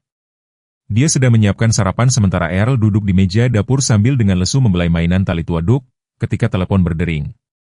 Jack menjawab dan menemukan Tom Bradley, seorang reporter dari Omaha World Herald, di ujung telepon. "Tuan Thompson, saya mendapatkan informasi kontak Anda dari Linda Morrison. Dia memberitahu saya bahwa Anda telah mendokumentasikan kisah seekor anjing pencari dan penyelamat bernama Duke dan pawangnya, Sarah Washington. Saya ingin berbicara dengan Anda tentang potensi menjalankan cerita fitur." Jantung Jack berdebar kencang. Dia telah mengirim pertanyaan ke beberapa surat kabar beberapa minggu lalu tetapi tidak menerima tanggapan. Ya, itu benar. Duke adalah anjing yang luar biasa dan Sarah adalah pahlawan. Kisah mereka pantas untuk diceritakan. Saya sangat tertarik karena kita mendekati peringatan 9/11 dan cerita tentang anjing penyelamat selalu menarik. Apakah Anda bersedia untuk diwawancarai minggu ini? Jack menatap Earl, yang mendengarkan dengan saksama meskipun kebingungannya seperti biasa di pagi hari. Sesuatu dalam ekspresi pria tua itu telah menajam, seolah-olah penyebutan kisah Duke telah menembus kabut penyakitnya. "Duke," kata Earl tiba-tiba, suaranya jernih dan kuat. "Mereka ingin menulis tentang Duke." "Ya, Earl, mereka ingin memberitahu orang-orang tentang kepahlawanan Duke." Earl berdiri dengan lebih banyak energi daripada yang dilihat Jack dalam beberapa minggu. "Bagus. Orang-orang perlu tahu. Mereka perlu tahu seperti apa pahlawan sejati itu." Tom Bradley tiba pada sore berikutnya, seorang pria yang bijaksana di usia 40-an yang mendengarkan dengan minat yang tulus saat Jack dan Earl berbagi kisah Duke. Kejernihan Earl datang dan pergi selama wawancara, tetapi ketika itu hadir, ingatannya sangat rinci. "Duke menemukan Nyonya Patterson setelah semua orang menyerah," kata Earl, matanya jauh dengan ingatan. 18 jam dia terperangkap. Anjing-anjing lain tidak dapat mencium baunya, tetapi Duke terus kembali ke tempat yang sama. Dia tahu dia ada di sana. Bradley membuat catatan dengan hati-hati, sesekali mengajukan pertanyaan klarifikasi. "Berapa banyak orang yang Anda perkirakan telah diselamatkan Duke selama karirnya?" "Secara resmi 37 penyelamatan yang dikonfirmasi," kata Jack, berkonsultasi dengan catatan yang telah mereka susun. Tetapi Earl berpikir ada lebih banyak yang tidak pernah masuk ke dalam laporan resmi. "Puluhan lagi," Earl menegaskan. "Duke memiliki naluri yang tidak bisa Anda latih.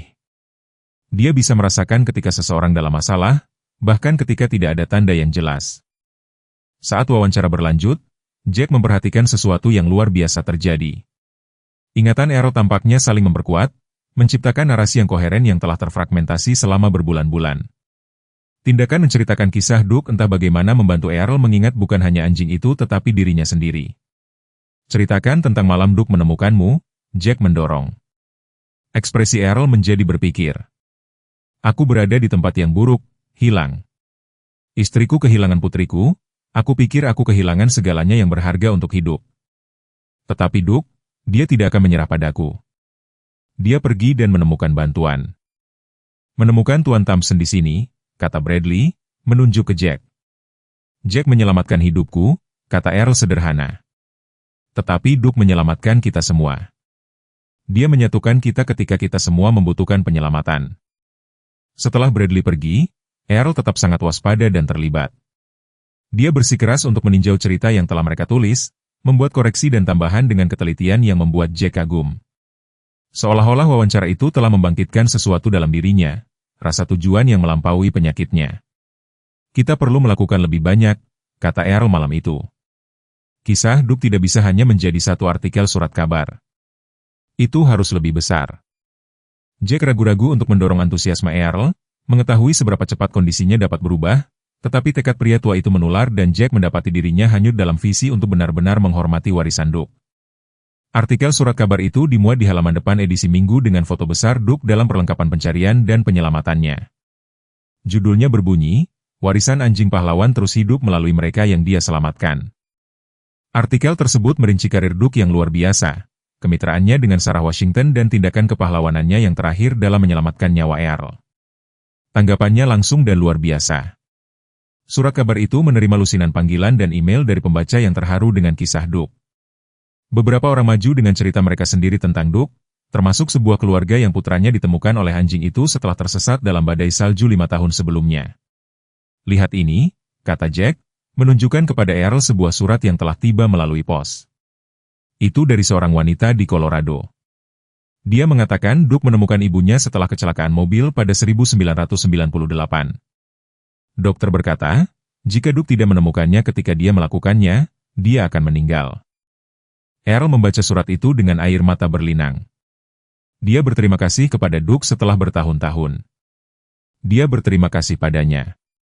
Lebih banyak surat tiba setiap hari, masing-masing berisi kisah tentang dampak Duke pada kehidupan seseorang. Jack menyadari bahwa mereka sedang menyaksikan sesuatu yang luar biasa. Warisan Duke menginspirasi orang untuk menjangkau dan berbagi cerita mereka sendiri tentang kepahlawanan dan harapan. Stasiun televisi lokal mengambil cerita itu selanjutnya, mengirim kru untuk mewawancarai Earl dan Jack di rumah pertanian. Earl sedang mengalami salah satu hari yang lebih jernih dan kefasihannya dalam menggambarkan karakter Duke sangat luar biasa. Duke mengerti bahwa pekerjaannya bukan hanya tentang menemukan orang, kata Earl kepada kamera. Ini tentang membawa harapan kepada keluarga yang telah kehilangannya. Dia tidak pernah berhenti percaya bahwa orang yang dia cari masih di luar sana, masih menunggu untuk ditemukan. Wawancara itu ditayangkan selama berita malam dan telepon mulai berdering segera. Pemirsa ingin tahu lebih banyak tentang Duke, tentang kisah Earl, tentang pesan harapan dan ketekunan yang diwakili oleh ikatan mereka. Tetapi mungkin panggilan yang paling signifikan datang dari Patricia Hendris, Direktur Asosiasi Pencarian dan Penyelamatan Nebraska. Dia telah melihat wawancara televisi dan memiliki proposal yang membuat Jack tidak bisa berkata-kata. "Kami ingin mendirikan beasiswa atas nama Duke," katanya, untuk melatih anjing pencari dan penyelamat baru.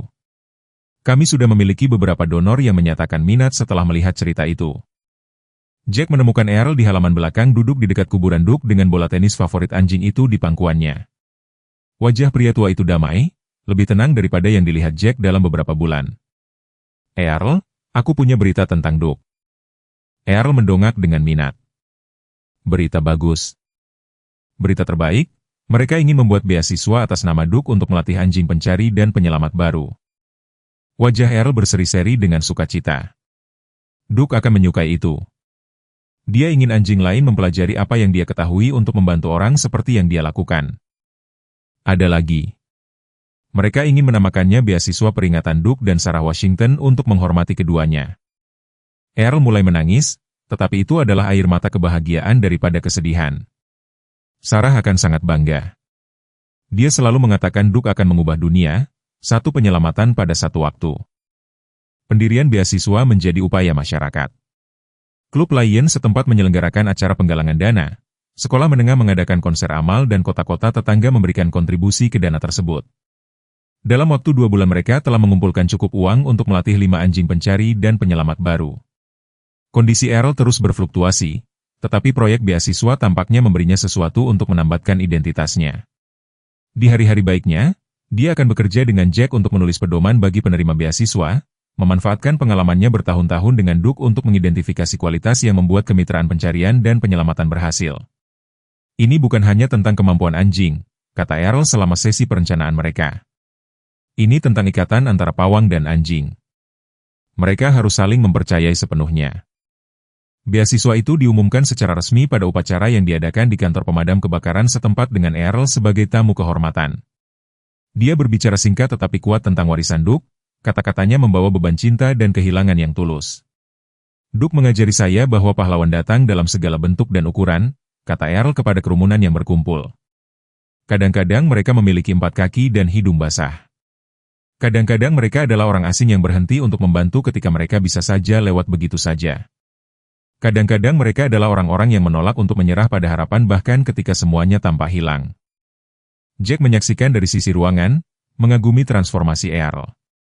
Pria yang pernah ingin mati daripada menghadapi kesedihannya telah menjadi advokat untuk harapan, bukti hidup dari kekuatan cinta dan ketekunan.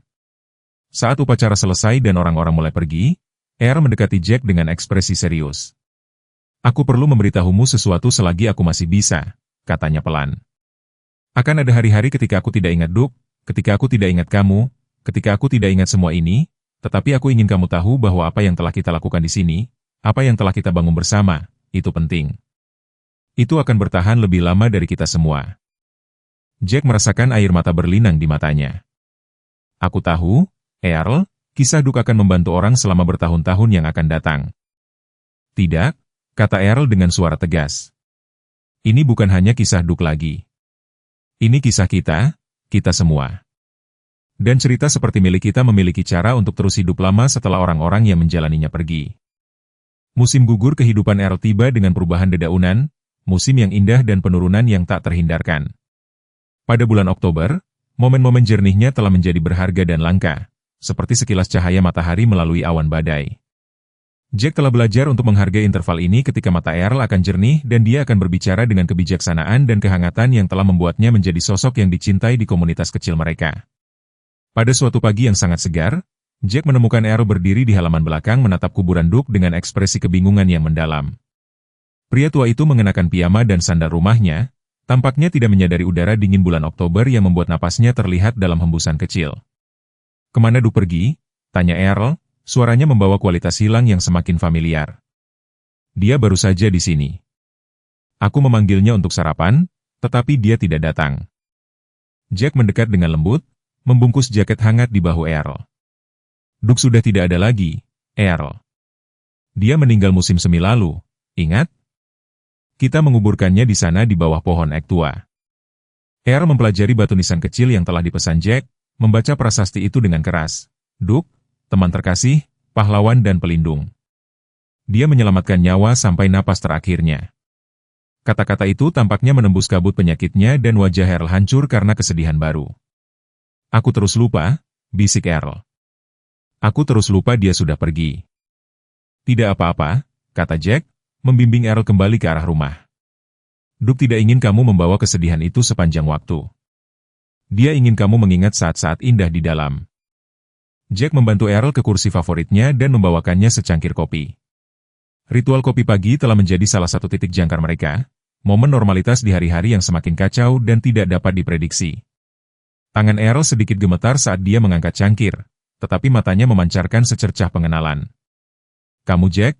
kata Earl tiba-tiba. "Kamu yang berhenti, yang membantu." "Benar, aku Jack. Duke menemukanmu. Dia membawamu untuk menyelamatkanku." Suara Earl tumbuh lebih kuat, lebih percaya diri. "Aku ingat sekarang. Kamu mengendarai truk besar dan Duke membuatmu berhenti." Jack merasakan hatinya terangkat. Momen-momen kejernihan ini adalah hadiah, kesempatan untuk terhubung dengan Earl yang masih hidup di suatu tempat di dalam penyakit itu. "Duke pintar, dia tahu kamu membutuhkan bantuan. Dia anjing terbaik," kata Earl, matanya jauh dengan ingatan. "Anjing Sarah, Sarahku." Mereka duduk dalam diam yang nyaman, menyaksikan cahaya pagi mengalir melalui jendela dapur. Jack telah belajar untuk tidak terburu-buru momen-momen ini, untuk membiarkan ingatan Earl muncul secara alami. Kadang-kadang keheningan lebih berharga daripada kata-kata. Telepon berdering, mengganggu pagi yang damai mereka. Jack menjawab dan menemukan Dr. Martinez di ujung telepon. Suaranya lembut tetapi serius. "Jack, aku perlu berbicara denganmu tentang hasil tes terbaru Earl. Bisakah kamu datang sore ini?" Perut Jack menegang. "Apakah semuanya baik-baik saja? Kita akan membahasnya ketika kamu sampai di sini. Bisakah kamu membawa Earl bersamamu?" Perjalanan ke kantor Dr. Martinez tegang. Earl tampaknya merasakan kecemasan Jack dan terus bertanya mengapa mereka pergi ke dokter. Jack mencoba menjaga penjelasannya tetap sederhana dan meyakinkan, tetapi dia tidak bisa menghilangkan perasaan bahwa janji ini akan membawa berita yang tidak siap dia dengar.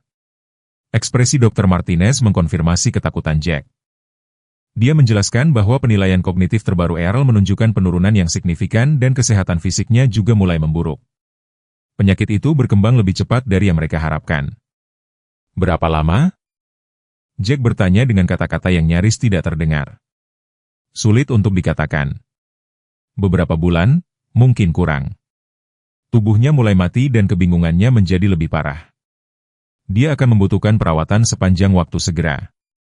Earl duduk dengan tenang selama penjelasan dokter, wajahnya kosong karena kebingungan.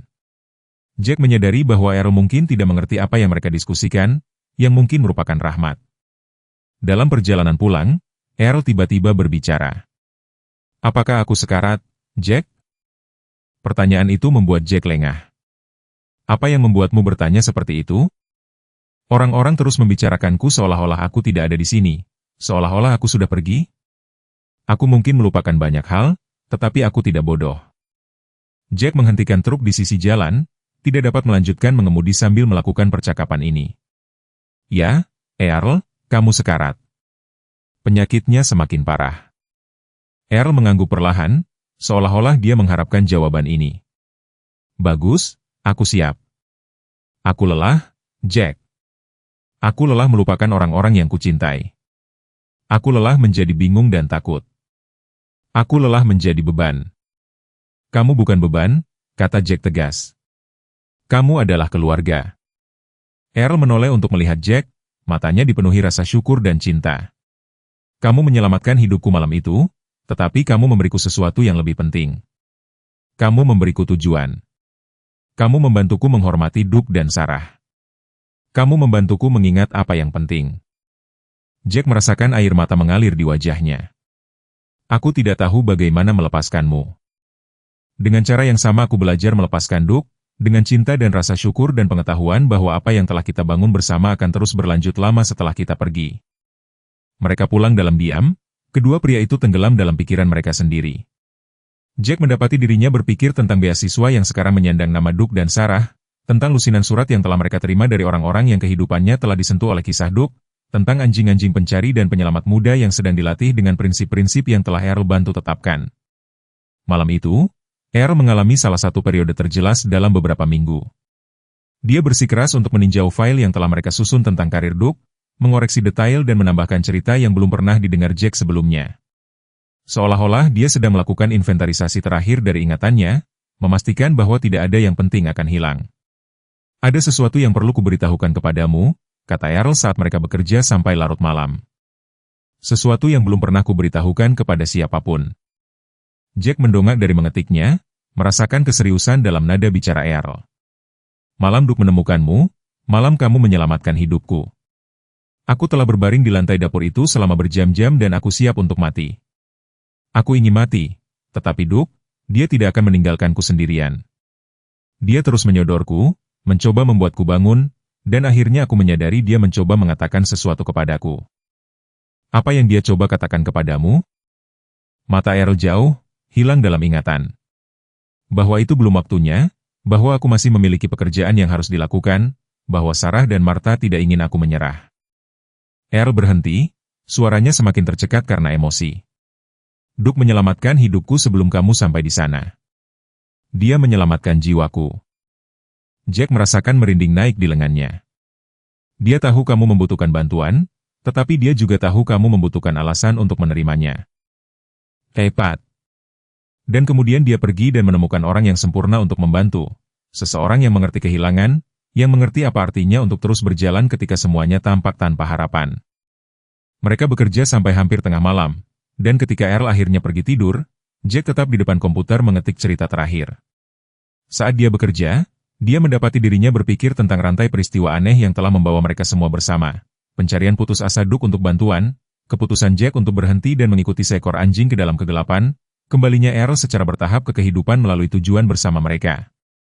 Keesokan paginya Jack bangun dan menemukan kamar Earl kosong. Kali ini dia tidak panik. Dia tahu di mana Earl berada. Jack menemukannya di halaman belakang duduk bersila di samping kuburan Duke. Wajah Earl damai, napasnya lambat dan stabil. Ketika Jack mendekat, Earl mendongak sambil tersenyum. Aku memberitahu Duke tentang beasiswa itu, kata Earl. Aku pikir dia menyetujuinya. Jack duduk di samping Earl, merasakan rumput yang dingin di bawahnya. Aku yakin dia setuju. Jack, aku mohon padamu untuk berjanji sesuatu, apa saja. Ketika aku pergi nanti, ketika ingatanku sudah hilang, aku ingin kau terus menceritakan kisah Duke. Aku ingin kau terus melanjutkan pemberian beasiswa itu. Aku ingin kau memastikan orang-orang ingat bahwa pahlawan bisa datang dalam berbagai bentuk dan ukuran. Jack merasakan tenggorokannya tercekat. Aku janji. Earl merogoh sakunya dan mengeluarkan kalung lama Duke, yang dulu diberikan Linda Morrison. Aku ingin kau memilikinya. Kalung ini seharusnya berada di tangan orang yang mengerti artinya. Jack menerima kalung itu dengan tangan gemetar, merasakan beratnya tanggung jawab yang diwakilinya. Earl, aku tidak tahu apakah aku bisa melakukan ini tanpamu. Kau bisa, kata Earl dengan keyakinan mutlak. Kau sudah membuktikannya. Kau berhenti ketika kau bisa saja terus mengemudi. Kau tetap tinggal ketika kau bisa saja pergi. Kau memilih cinta daripada ketakutan, harapan daripada keputusasaan. Itulah yang dilakukan pahlawan. Saat matahari semakin tinggi di langit, mewarnai pemandangan Nebraska dengan nuansa emas dan kuning, Jack menyadari bahwa Earl benar. Kisah ini tidak berakhir. Ini baru memulai babak baru. Dan Jack akan ada di sana untuk menuliskannya. Satu penyelamatan dalam satu waktu, satu nyawa dalam satu waktu, satu tindakan kepahlawanan tak terduga dalam satu waktu. Bulan-bulan terakhir kehidupan Earl berlalu dengan irama bittersweet dari lagu favorit yang diputar untuk terakhir kalinya. Jack telah memindahkan barang-barangnya ke kamar tamu, secara permanen mengubah dirinya dari pengunjung menjadi pengasuh penuh waktu. Dinas Sosial Nebraska telah menawarkan perawatan di panti jompo berkali-kali, tetapi tekad Jack untuk menghormati janjinya kepada Earl tetap tak tergoyahkan. Nyonya Henderson dan tetangga lainnya membentuk jaringan dukungan informal, membawa makanan, menemani Earl selama Jack pergi ke kota, dan memberikan perawatan komunitas seperti yang dulu lazim di daerah pedesaan Amerika. Hari-hari Earl sekarang mengikuti pola yang ditentukan oleh penyakitnya daripada keinginannya. Pagi hari sering menjadi waktu yang paling jernih baginya, ketika fragmen dari dirinya yang dulu muncul seperti sinar matahari yang menembus awan. Dia akan mengenali Jack, bertanya tentang Duke, dan bahkan kadang-kadang berkontribusi pada korespondensi yang sedang berlangsung tentang dana beasiswa. Tetapi seiring berjalannya hari, kebingungan akan menyelinap masuk. Dan pada malam hari, Earl sering tersesat dalam ingatan dari beberapa dekade yang lalu, memanggil Martha atau bertanya kapan Sarah akan pulang dari sekolah. Jack belajar menavigasi perubahan kesadaran ini dengan kesabaran yang mengejutkan dirinya sendiri. Pria yang dulu bangga dengan efisiensi dan pemikiran lurus sekarang menemukan makna dalam percakapan melingkar dan cerita berulang yang menandai hari-hari terakhir Earl. Terkadang Earl akan menceritakan kepada Jack kisah yang sama tentang penyelamatan pertama Duke 3 kali dalam satu sore, dan Jack akan mendengarkan dengan perhatian segar setiap saat, memahami bahwa pengulangan ini adalah benang berharga yang menghubungkan Earl dengan pria yang pernah menjadi dirinya. Dana beasiswa telah berkembang melampaui harapan mereka. Artikel surat kabar awal telah diambil oleh outlet nasional dan sumbangan terus berdatangan dari seluruh negeri. Jack menghabiskan waktu tidur Earl untuk mengelola korespondensi, membaca surat dari keluarga yang orang yang mereka cintai telah diselamatkan oleh anjing pencari dan penyelamat, dari pawang pensiunan yang ingin menghormati mitra anjing mereka sendiri, dari anak-anak yang telah terinspirasi oleh kisah Duke untuk mengejar karir di layanan darurat. Satu surat yang sangat bermakna datang dari seorang wanita muda bernama Maria Santos, yang sedang berlatih untuk menjadi pawang pencari dan penyelamat dengan gembala Jermannya, Atlas. Dia telah membaca kisah Duke dan ingin mencontoh kemitraannya dengan Atlas pada prinsip-prinsip yang Earl telah gariskan dalam wawancaranya. Dia mengirim pembaruan rutin tentang kemajuan mereka dan Jack akan membacakan surat-surat ini kepada Earl selama saat-saat jernihnya, menyaksikan wajah pria tua itu bersinar dengan kebanggaan dan tujuan. Warisan Duke semakin berkembang, Jack akan memberitahu Earl. Dia masih menyelamatkan nyawa, masih menginspirasi orang untuk menjadi pahlawan. Earl akan mengangguk, matanya kadang-kadang jernih, kadang-kadang jauh, tetapi selalu membawa percikan kepuasan. Anjing yang baik mengajari kita cara menjadi orang yang baik, katanya, sebuah frasa yang telah menjadi tanggapan standarnya terhadap berita tentang beasiswa. Dr. Martinez melakukan kunjungan rumah secara teratur, kunjungannya sekarang berfungsi untuk mendukung Jack serta memantau kondisi Earl. Perkembangan penyakit itu tak henti-hentinya, tetapi tidak tanpa momen rahmat yang tak terduga. Ingatan jangka panjang Earl tetap utuh dan dia masih bisa menceritakan kisah rinci tentang karir pemadam kebakarannya, pacarannya dengan Martha, dan masa kecil Sarah. Saat inilah yang menghindarinya, jaringan penghubung antara masa lalu dan masa depan yang telah dikonsumsi penyakit. Dia hidup di bagian terbaik dari hidupnya, Dr. Martinez menjelaskan kepada Jack selama salah satu percakapan mereka. Penyakit ini mengambil kemampuannya untuk membentuk ingatan baru, tetapi juga melindunginya dari rasa sakit kehilangan baru-baru ini. Dalam benaknya, Martha dan Sarah masih hidup, masih menjadi bagian dari dunia sehari-harinya. Jack menemukan kenyamanan dan patah hati dalam pengamatan ini. Kebingungan Earl adalah rahmat dalam beberapa hal, menyelamatkannya dari kesedihan harian karena mengingat kehilangannya. Tetapi itu juga berarti bahwa Earl tidak dapat sepenuhnya menghargai warisan yang dia dan Duke ciptakan bersama, tidak dapat memahami dampak yang ditimbulkan kisah mereka pada orang-orang di seluruh dunia. Peringatan 1 tahun kematian Duke tiba dengan kehangatan lembut musim semi akhir. Jack telah menandai tanggal itu di kalendernya, tidak yakin apakah dia harus mengakuinya dengan Earl atau membiarkannya berlalu dengan tenang. Ketika dia membawakan Earl kopi paginya, pria tua itu duduk di kursinya menatap keluar jendela ke arah kuburan Duke. Dia sudah pergi selama 1 tahun sekarang, kata Earl dengan tenang, suaranya membawa kejernihan yang tidak biasa. 1 tahun penuh tanpa sahabat terbaikku. Jack terpana oleh kesadaran Earl akan tanggal itu. Kau ingat? Aku ingat semuanya hari ini, kata Earl, berbalik menatap Jack dengan mata yang memegang pengakuan penuh. Aku ingat Duke meninggal. Aku ingat kau tinggal untuk membantuku. Aku ingat beasiswa dan surat-surat dan semua hal baik yang datang dari kehilangan kita. Earl berhenti, suaranya semakin tebal dengan emosi. Aku ingat bahwa kau menepati janjimu. Mereka menghabiskan pagi itu mengunjungi kuburan Duke. Earl bergerak perlahan tapi mantap melintasi halaman. Seseorang telah meninggalkan bunga segar, kemungkinan besar Nyonya Henderson, dan Earl berlutut di samping batu nisan dengan rasa hormat yang menunjukkan kedalaman cintanya pada teman anjingnya. Terima kasih, kata Earl. Kata-katanya ditujukan ke kuburan. Terima kasih telah membawa Jack kepada kami. Terima kasih telah menunjukkan kepada kami bahwa cinta tidak berakhir dengan kematian. Itu hanya berubah bentuk. Jack merasakan air mata mengalir di wajahnya saat dia menyaksikan Earl mengucapkan selamat tinggal kepada Duke untuk terakhir kalinya. Tangan pria tua itu menelusuri huruf-huruf yang diukir di batu.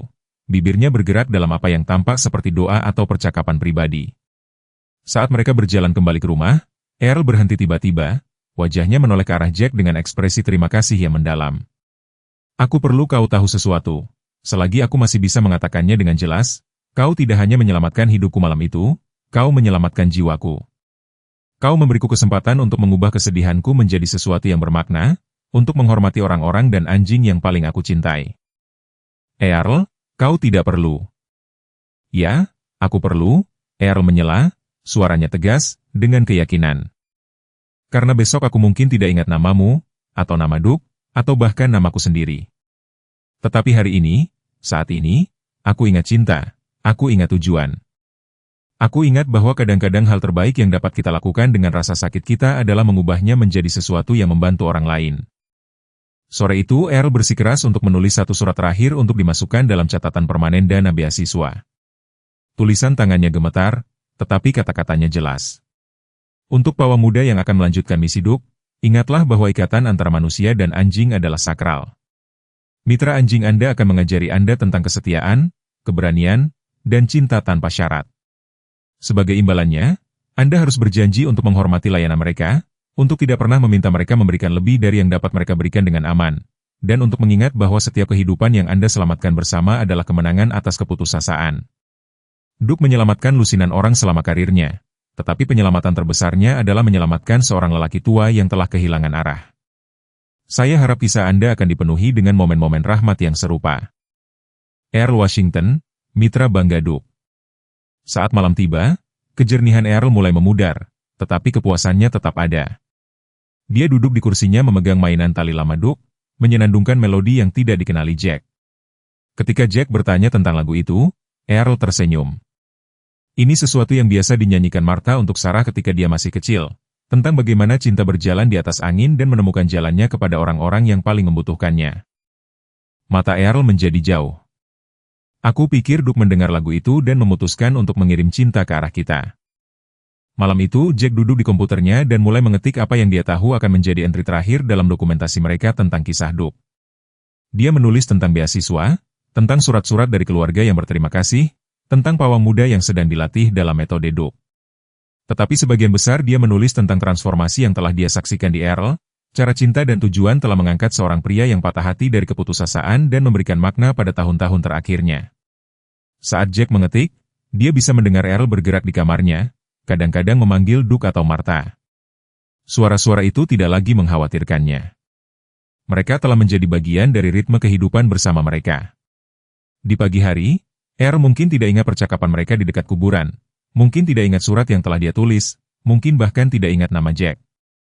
Tetapi cinta yang telah mengikat mereka bersama, tujuan yang telah mereka temukan dalam kesedihan mereka, warisan yang telah mereka bangun untuk Duke dan Sarah, hal-hal ini akan bertahan. Dana beasiswa sekarang memiliki cukup uang untuk melatih anjing pencari dan penyelamat selama 20 tahun ke depan.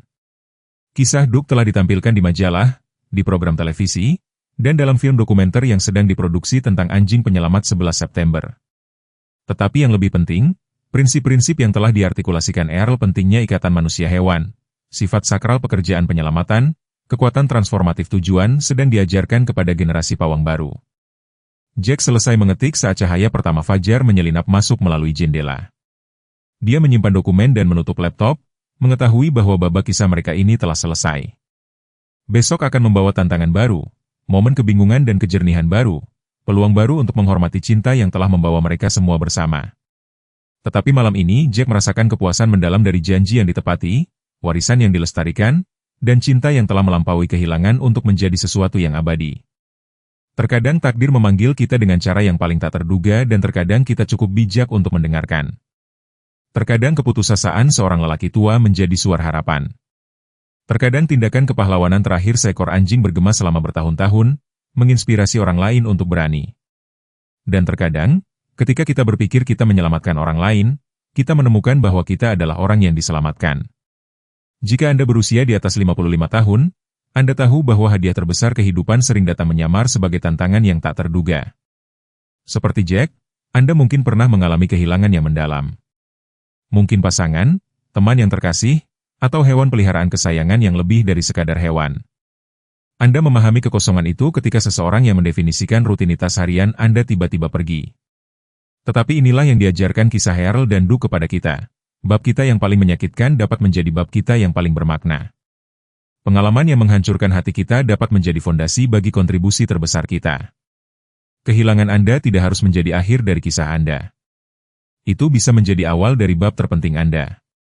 Setiap orang yang Anda cintai, setiap teman berkaki empat yang menunjukkan kepada Anda kesetiaan tanpa syarat, setiap perpisahan yang membuat Anda hampa, ini bukan hanya kenangan untuk ditanggung. Mereka adalah hadiah untuk dibagikan. Kebijaksanaan Anda, yang lahir dari bertahan hidup dari apa yang terasa mustahil, adalah apa yang perlu didengar oleh orang lain hari ini. Hubungan tak terduga apa, manusia atau hewan, yang mengubah hidup Anda ketika Anda sangat membutuhkannya? Pernahkah Anda menemukan tujuan dalam rasa sakit Anda dengan membantu orang lain melalui perjuangan serupa? Bagikan kisah Anda di kolom komentar di bawah ini. Pengalaman Anda mungkin persis seperti yang perlu didengar orang lain hari ini.